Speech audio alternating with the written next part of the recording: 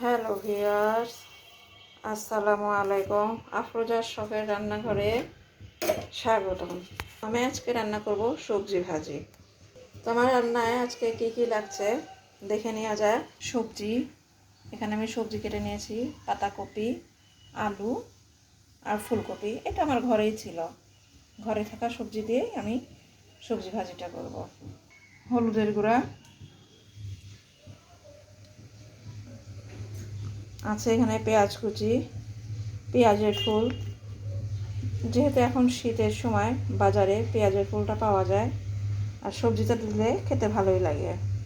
ধনে পাতা কুচি, কাঁচামরিচ, লবণ, কালো জিরে আর আছে শুকনো মরিচ। দিয়ে দিব তেল, শুকনো মরিচ,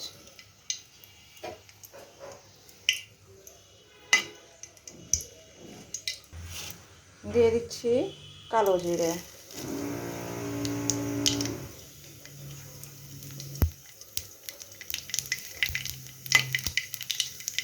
এখন আমি দিয়ে দিব সবজিগুলো।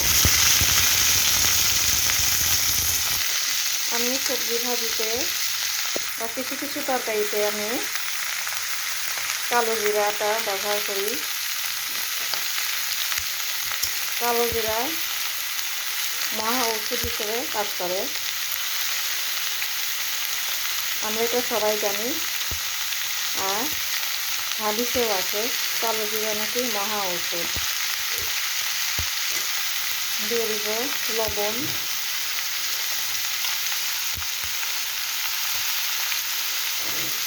সামান্য হলদের গুঁড়া,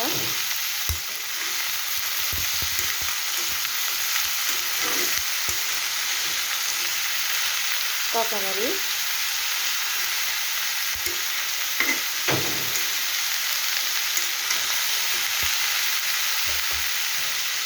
এটাকে আমি এখন একটু লো ফ্লেমে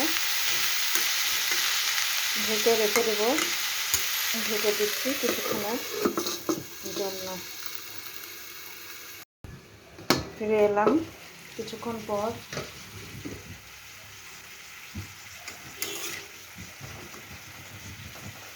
এখন আমি দিয়ে দেব পেঁয়াজের পাতা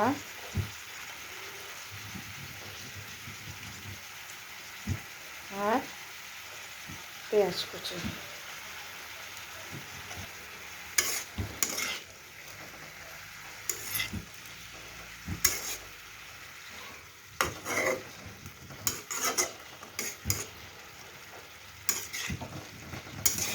ঢেকে দেব ভালোভাবে সেদ্ধ হওয়া পর্যন্ত।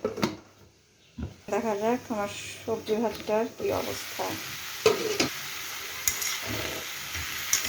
সবজি ভাজিটা হয়ে এসছে প্রায়। আমি এটাকে একদম বেশি করে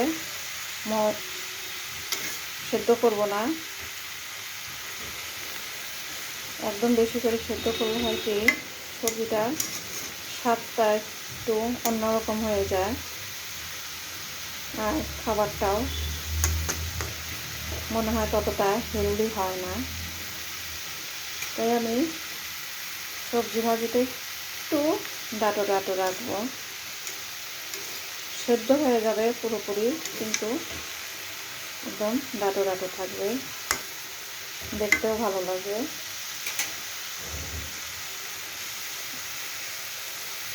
ভিউয়ার্স,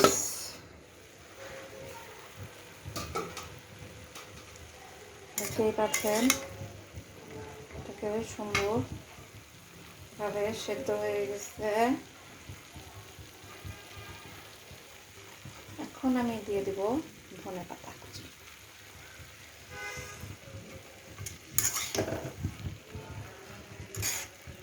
ধনে পাতা কুচিটা দিয়ে একদম হালকা করে নেড়ে নেব। ওয়াও,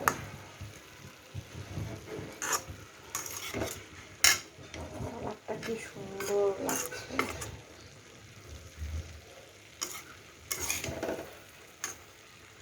ভিউয়ার্স, আমার ভাজিটা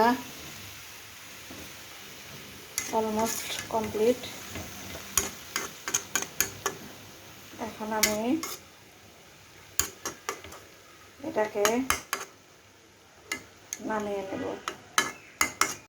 ভিউয়ার্স, কেমন লাগলো আফরোজার শখের রান্নাঘরের সহজ পদ্ধতিতে সহজ ঘরোয়া রান্না? আপনারা অবশ্যই লাইক কমেন্ট করে জানাবেন, আর আশা করি সাবস্ক্রাইব করে আফরোজার শখের রান্নাঘরের পাশে থাকবেন। ধন্যবাদ।